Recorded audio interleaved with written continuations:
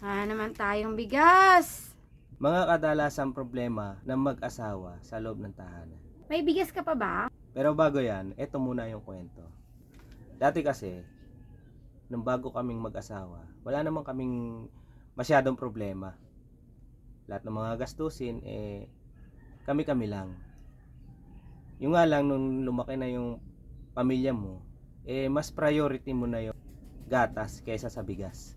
Habang tayo nagkakapamilya, lumalaki yung problema natin. At syempre, number one sa atin, sa ating mga mag-asawa, ang kawalan ng bigas.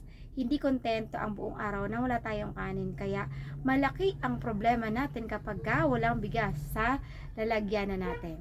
Ang sunod na problema natin ay ang ulam. Hindi ako mahilig bumili-bili na mga lutong ulam. Kaya naman, lagi kaming nag-iisip kung ano yung maihahain natin sa hapagkainan na pang-ulam. Hindi naman tayo masaselan kahit ano naman ang nandyan sa hapag ikakainin na natin. At tayo naman ay kontento sa mga masarap na ulam given na yon. Pero kung kami nagluluto talaga para nakatipid ka na, masustansya pa ang naihain mo sa iyong pamilya. Ang sumunod na problema natin kadalasan ay ang mga bills, ang mga bayarin katulad ng kuryente, tubig at kung ano-ano pa. Tayo kasing mga nasa masang Pilipino, kapag meron na tayong bayarin na katulad sa kuryente na halimbawa 1,000, tapos sa tubig ganun din, 1,000 din. Masakit na sa bulsa, masakit talaga. Pero hindi natin may iwasan yan. Habang tayo nabubuhay, laging kabahagi natin ang bills. Kaya mas mahalaga na napaghahandaan pa rin natin ang bills. Kasi hindi talaga natin yan matatakasan ang ating kuryente. Hindi naman tayo pwedeng walang kuryente. At lalo na ang tubig. Ang naging solusyon namin dyan ay ang pagtulungan ang mga bayarin, ang mga gastusin sa loob ng tahanan. Hindi pwede tayong umaasa lang sa isang source of income, sa asawa lang. Tayo kasi mga babae, nasanay tayo o yung buhay natin dati ay kapag tayo nag-aasawa na, wala na, inilaan na natin ang yung mga sarili natin sa pag-aalaga sa mga anak. Which is pwede naman pagsabayin.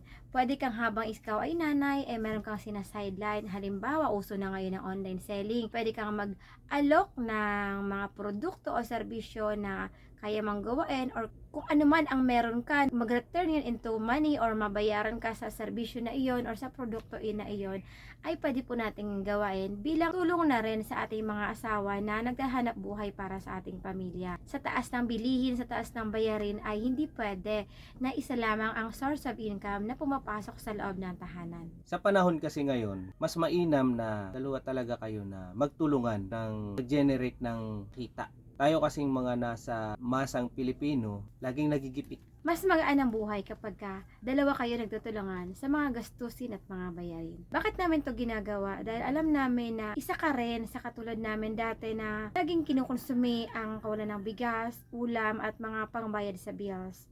Kaya kung isa ka sa katulad namin na dinadaanan ang kahirapan na ang simpleng bayarin sa ating mga pangkaraniwang Pilipino na ang simpleng bayarin ay hindi natin magawa, mabayaran ng maaga. Alam mo, yun din natin na-advance man lang. Laging tayo naghahagilap ng mga pangailangan natin ay panahon na para kumilos tayo. Ayon sa sarili nating kakayanan, ayon sa sarili nating pagpupursige na somehow makalagpas tayo dito sa pinagdadaanan natin.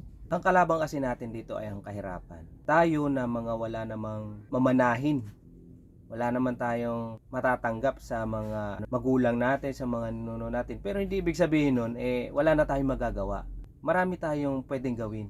Huwag tayong maging tamad. Huwag tayong pahila-hilata lang dyan. Kumilos tayo para sa ikaw-unlad ng ating pamumuhay. Labanan natin ang kahirapan. Kaya kung isa ka sa katulad namin na nilalabanan ng kahirapan, halika na. Para sa mga anak natin, baguhin natin ang henerasyon. Kaya natin yan. Simulan natin ngayon. Meron po kaming grupo na tinatawag na mga tindera sa palengke group.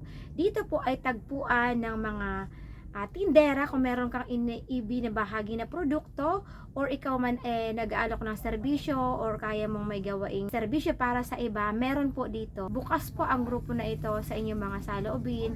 Kung kayo po ba ay naghahanap ng trabaho or kung kayo po ay naghahanap naman na magtatrabaho para sa inyo, halika na. Sali na po sa grupo namin. Mag-iiwan po ako ng link sa baba. At mula po dito sa bayan ng Angono, Ang tahanan ng Higantes Festival Ako po si Ronald. At ako naman po si Joey na nagsasabing, Walang imposible sa mag-asawang nagpupursige. Bye for now!